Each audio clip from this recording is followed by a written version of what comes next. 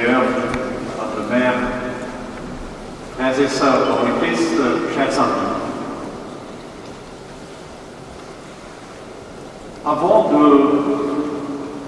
Au début, justement, de cette célébration, Bernard nous a bien retracé comment Marcel a vécu cette parole de Jésus que nous venons d'entendre dans l'évangile de Saint Jean. Ce n'est pas vous qui m'avez choisi, c'est moi qui vous ai choisi. Tous les appels perçus de la part du Seigneur au cours de sa vie, Marcel les a écoutés et il a donné de sa personne pour les suivre. Et à y regarder de près, c'est vrai. Ce que dit le Seigneur ici se réalise aussi pour Marcel.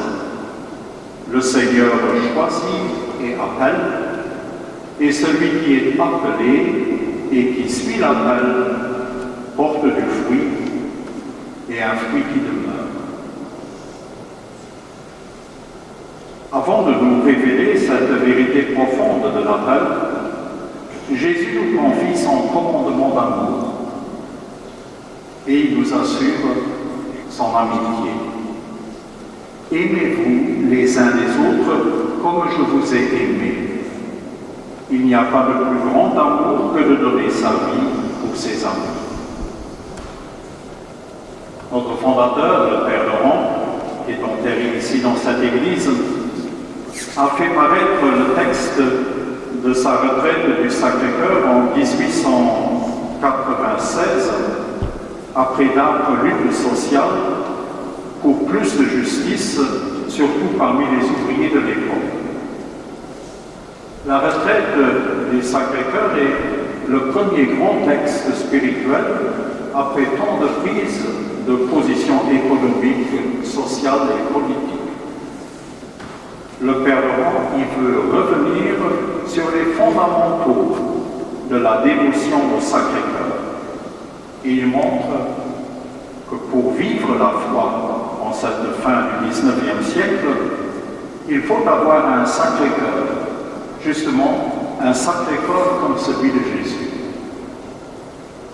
Le Père Laurent décrit donc toutes les dimensions de la dévotion à ce Sacré-Cœur de Jésus pour terminer dans sa dernière et 40e méditation où il revient justement sur le commandement d'amour de Jésus que nous venons d'entendre dans l'Évangile.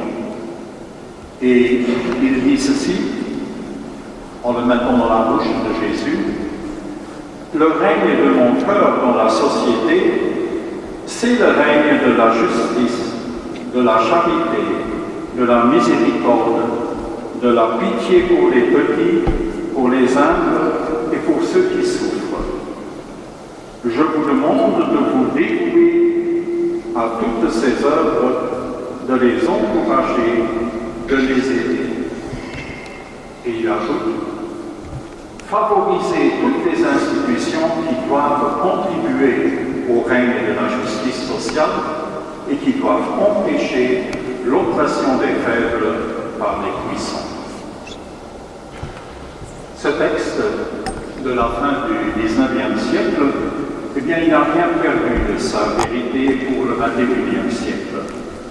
Et je dirais même que le Père Laurent a réussi ici à dire l'ensemble pour nous rappeler ce que ses disciples, les prêtres du Sacré-Cœur, ont à vivre s'ils désirent continuer son charisme et les engagements pour lesquels il avait fondé justement une nouvelle congrégation religieuse qui fête d'ailleurs cette année ses 140 ans d'existence. Favoriser les institutions qui doivent contribuer au règne de la justice sociale et qui doivent empêcher l'oppression des faibles par les puissants. Le Père Couillon, il a bien obéi à cette demande de notre fondateur.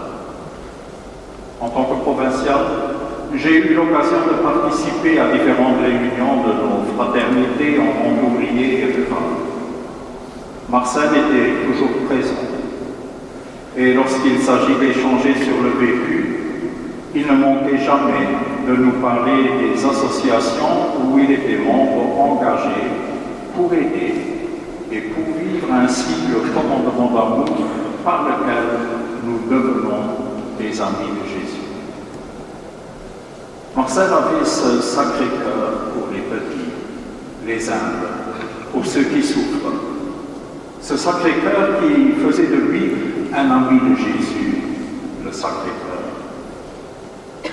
Vous êtes mes amis si vous faites ce que je vous commande, avait dit Jésus. Je ne vous appelle plus serviteur, car le serviteur lui ignore ce que fait son maître. Mais je vous appelle ami, car tout ce que j'ai appris de mon Père, je vous l'ai fait connaître. Si nous vivons de ce commandement d'amour dont Jésus nous a aimés, eh bien nous serons des amis, ses amis. Et avec lui, nous comprenons qui est Dieu et nous saurions qu'il est vraiment amour. Là où est l'amour, là est le Seigneur. Et là sont aussi les amis du Seigneur. En tant que prêtre du Sacré-Cœur, Marcel le savait bien. Il a vécu de cet amour, selon le charisme bien typique de notre fondateur. Il a vécu justice sociale et rencontre de celui qui est dans le besoin. Maintenant, Marcel nous a quittés. Nous sommes convaincus que sa vie et ses engagements continueront à porter des fruits ici-bas et que lui-même se réjouira auprès du Seigneur de tout ce qui se fait pour que grandisse le règne du Sacré-Cœur dans la société, un règne de justice, de la charité, de la miséricorde, du soutien des humbles et de ceux qui souffrent, comme l'avait exprimé le Père Laurent. Et comme nous pourrons aussi le redire, surtout aujourd'hui, le 10 décembre, le jour des 70 ans de la Déclaration des droits de l'homme par l'Organisation des Nations Unies, œuvrer pour le règne du Sacré-Cœur, c'est toujours aussi œuvrer pour le respect de tous et protéger les droits contre tout changement d'efface de leur contenu. Merci à vous, Monseigneur, d'être parmi nous aujourd'hui pour dire au revoir à notre cher confrère. Merci à Madame le maire. Merci à vous tous qui se sont rassemblés ici pour dire un dernier adieu à Marcel. Et surtout un merci à ses confrères, à ses copains des différentes fraternités où il a toujours bien participé et donné le bon exemple. Merci enfin au Seigneur qui l'accueille. Merci, Marcel, pour tout ce que tu as été.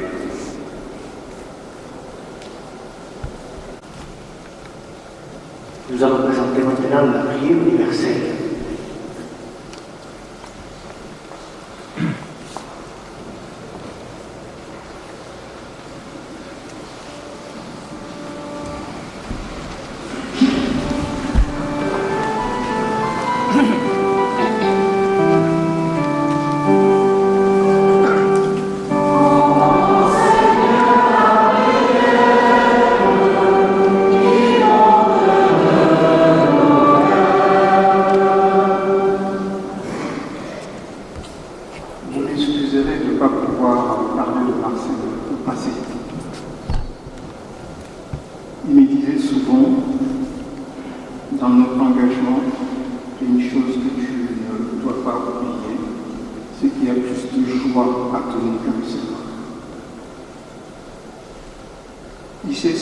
Ils se sentent toujours proches des populations immigrées, que ce soit dans son entreprise, dans la vie, dans son engagement sans faille à l'Asti qui en témoigne.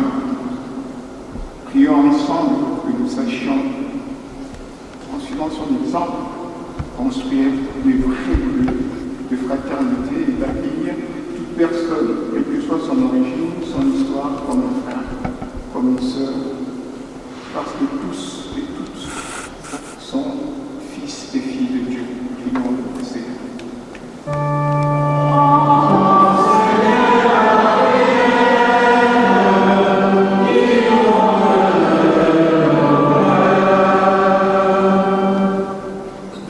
Par un bonjour, par son sourire, par une parole, Marcel était une présence aux gens du quartier qu'il rencontrait en allant faire ses courses dans les commerces.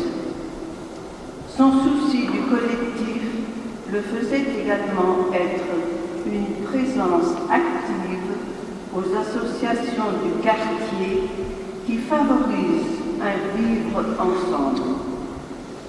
Dans un monde souvent indifférent, donne-nous, Seigneur, d'être davantage une présence aimante et fraternelle.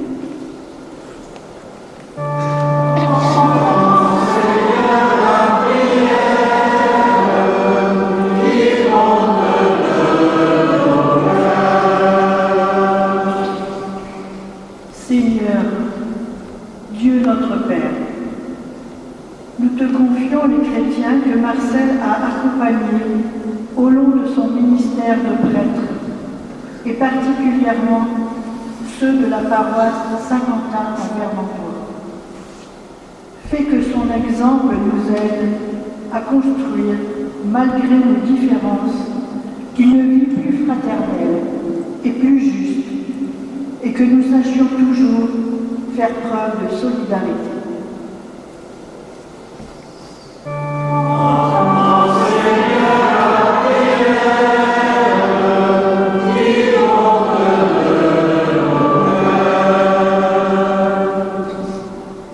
Marcel était prêtre ouvrier. Il fut responsable syndical, conseiller et juge prud'homal. Il était épris de justice et soucieux de faire reconnaître et respecter les droits de toutes et tous, et spécialement des personnes les plus fragiles. Prions ensemble pour que nous sachions mettre dans nos vies un esprit de justice, de solidarité, de fraternité et le souci des plus démunis. Prions le Seigneur.